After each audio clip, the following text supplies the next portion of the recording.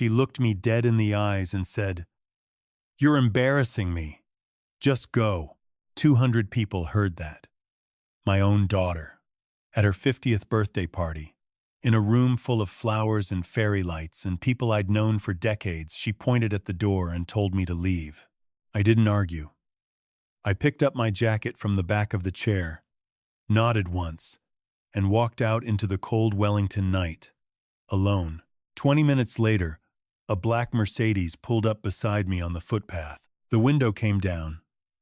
A man I'd never met looked at me and said, "Mr. Tuhu, I think we need to talk. Get in." I should start from the beginning. My name is Gerald Tuho. I'm 63 years old.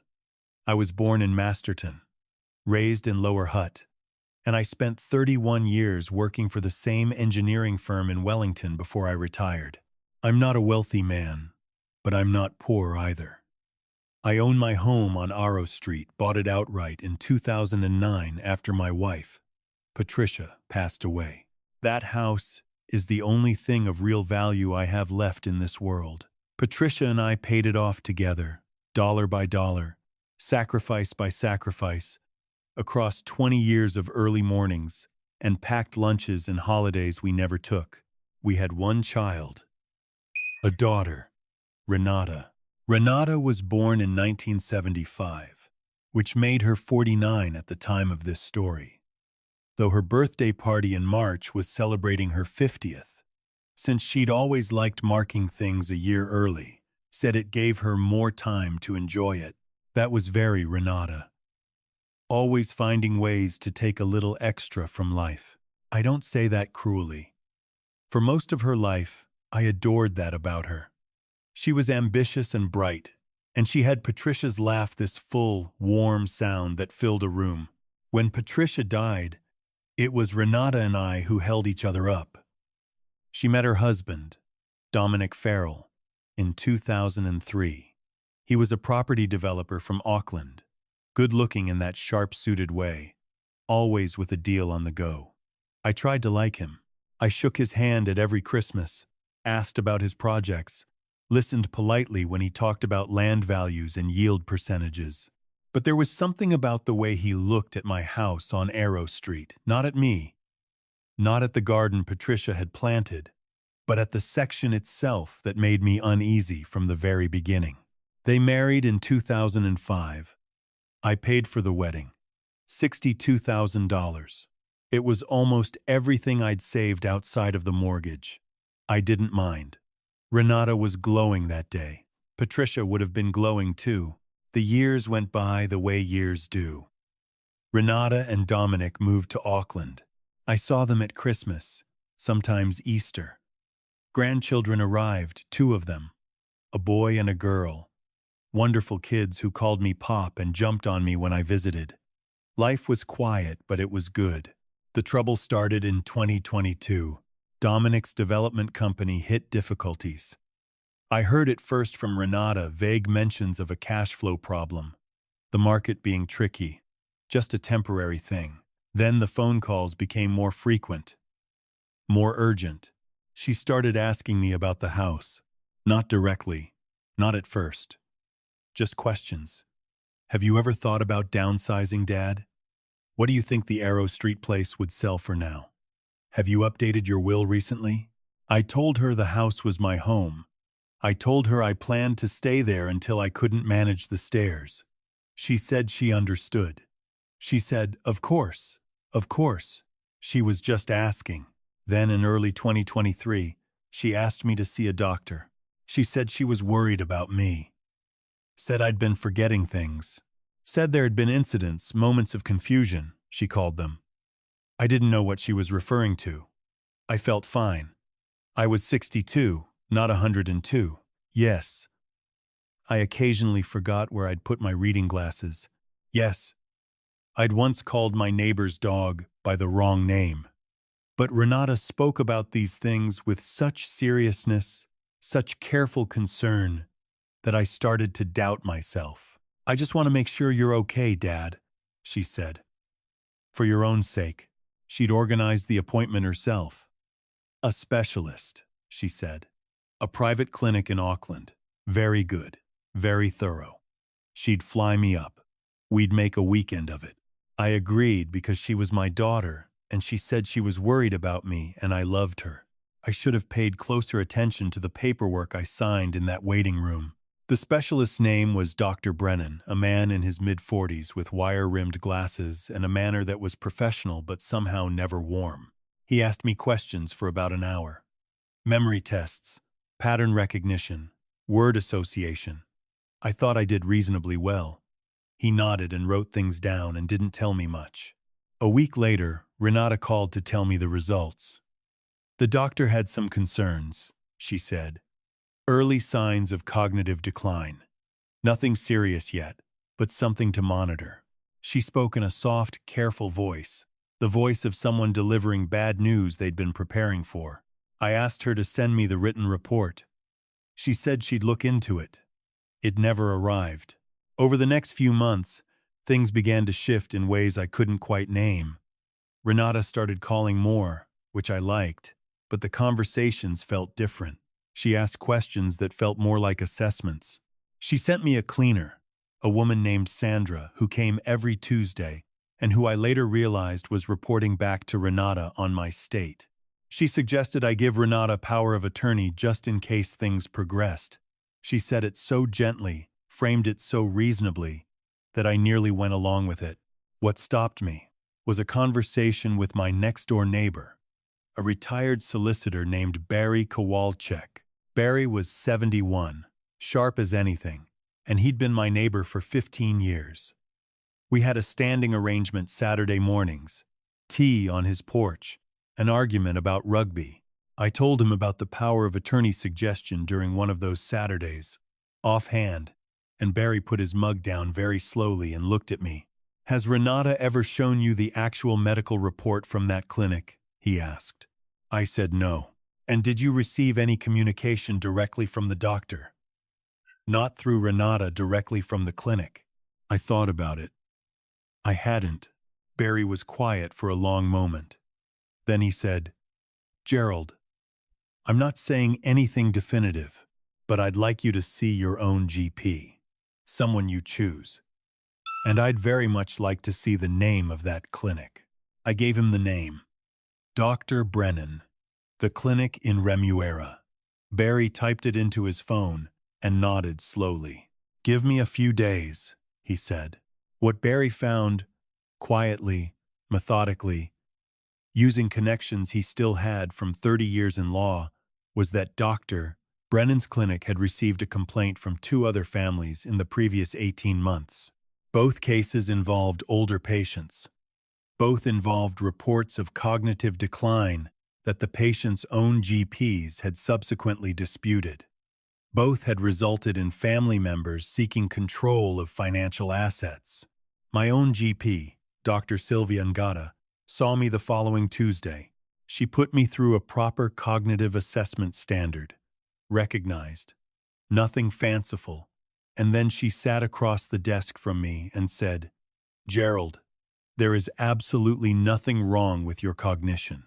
You're in the normal range for your age." Better than normal, actually.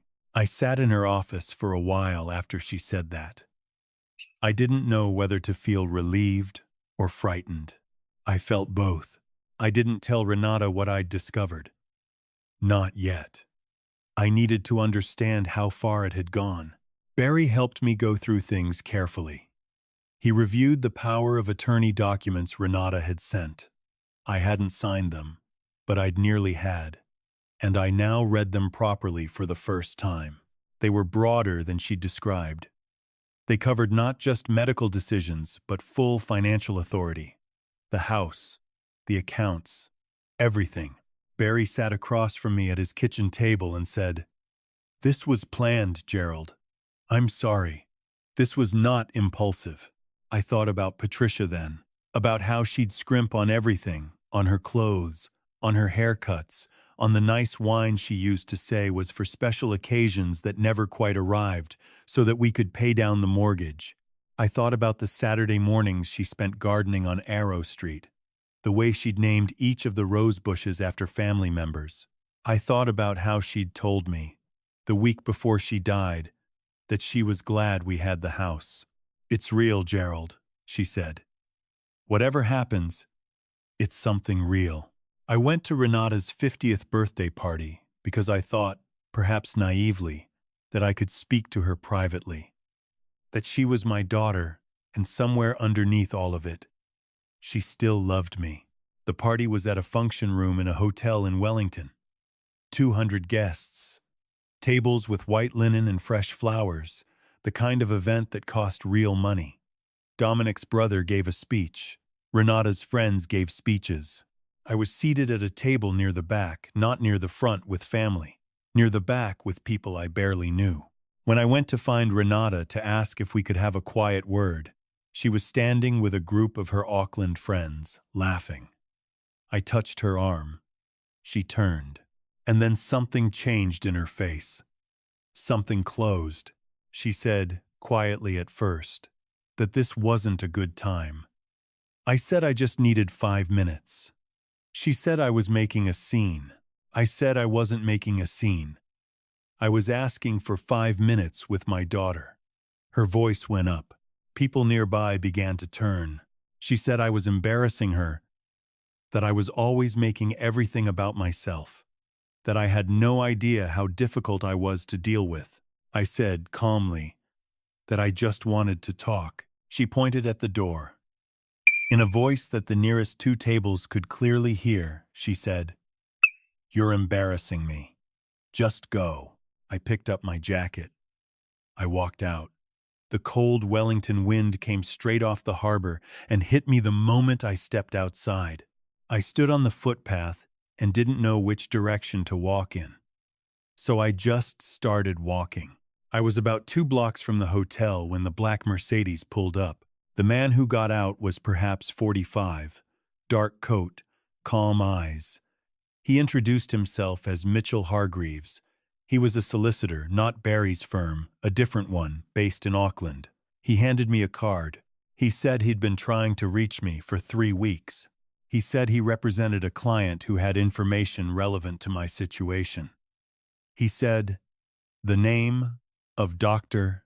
Brennan's clinic had come up in a broader investigation, not police, civil, involving fraudulent medical assessments used to establish grounds for financial guardianship. My name was in the documents he'd been reviewing.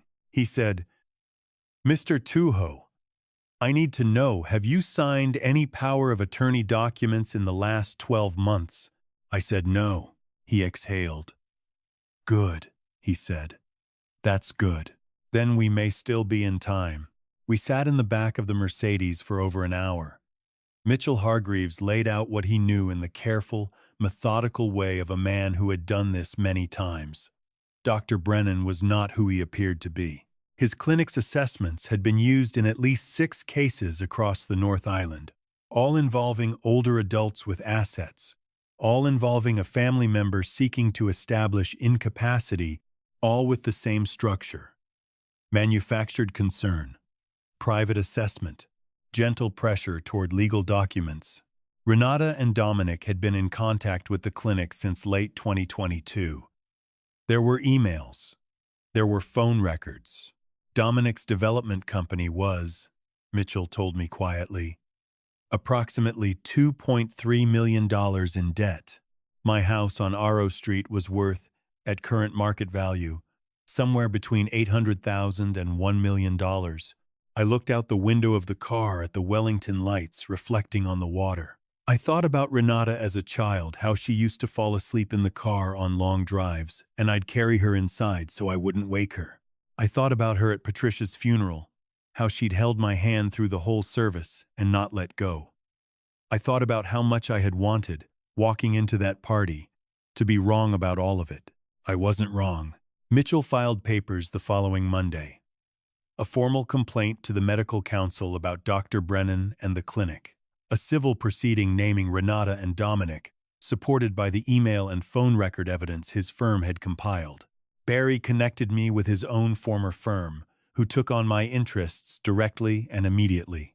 Dr. Brennan's clinic was suspended pending investigation within 6 weeks. 3 of the other affected families joined the civil action. Dominic's lawyers made contact 4 times in the 2 months that followed. Each time, the offer changed. First, they said there had been a misunderstanding. Then, they said Renata had acted out of genuine concern.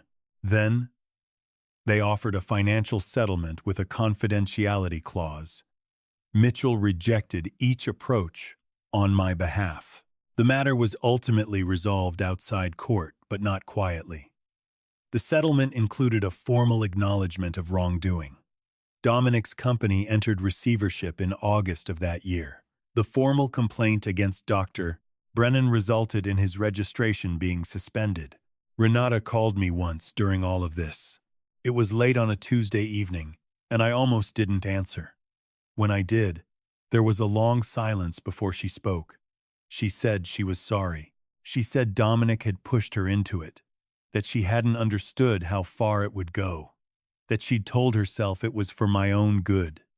She was crying. I listened. I didn't say much. What was there to say? That I believed her? I didn't, not entirely. That I forgave her? I wasn't there yet.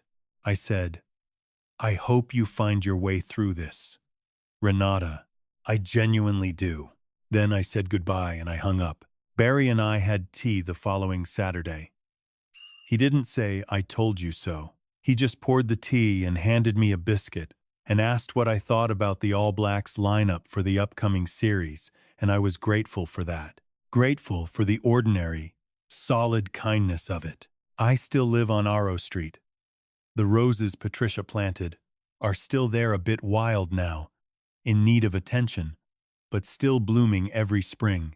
I've started spending more time in the garden. Barry comes over sometimes and we argue about rugby and drink bad coffee, and it's fine. It's genuinely fine. I don't know what will happen with Renata. We haven't spoken since that phone call. I leave the door open. In my mind, not wide open. Not the way it once was, but open a crack. She is still my daughter. Patricia loved her. I love her. But love is not the same thing as trust. And trust, once broken the way ours was, takes a very long time to rebuild. Maybe it can't be rebuilt entirely. I'm still working out what I believe about that. What I know is this. I nearly lost my home. I nearly lost my sense of my own mind. I nearly signed papers that would have handed a stranger legal authority over everything I'd spent my life building. And the only reason I didn't was because a neighbor noticed something was wrong and asked the right questions, and because I hesitated at the last moment, and because a solicitor I'd never met drove a black Mercedes through a cold Wellington night to find me on a footpath. None of that was luck. Barry paid attention. Mitchell Hargreaves did his job. Dr. Sylvia Ngata took her responsibilities seriously. These were people doing what people are supposed to do, watching out for each other, asking hard questions, refusing to look away. If you are getting on in years and your family starts asking unusual questions about your finances or your health, please listen to that feeling in your chest. The one that says something is off. Don't dismiss it as paranoia.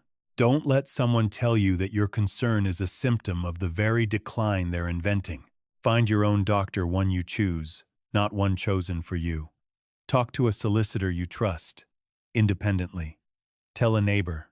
Tell someone outside the situation. Your home is real. Your mind is real. Your memories of the people you built your life with are real. Don't let anyone take those things from you quietly. And if your child has done something that has broken your heart, know that it's possible to survive it. It doesn't look the way I thought it would. I thought a broken heart would be all grief. But some of it is clarity. Some of it is the strange, solid feeling of knowing exactly who you are and what you value because someone tried to take it away and they didn't manage it. I am 63 years old. I live in my own home on Aro Street. The roses are blooming, and I am still standing.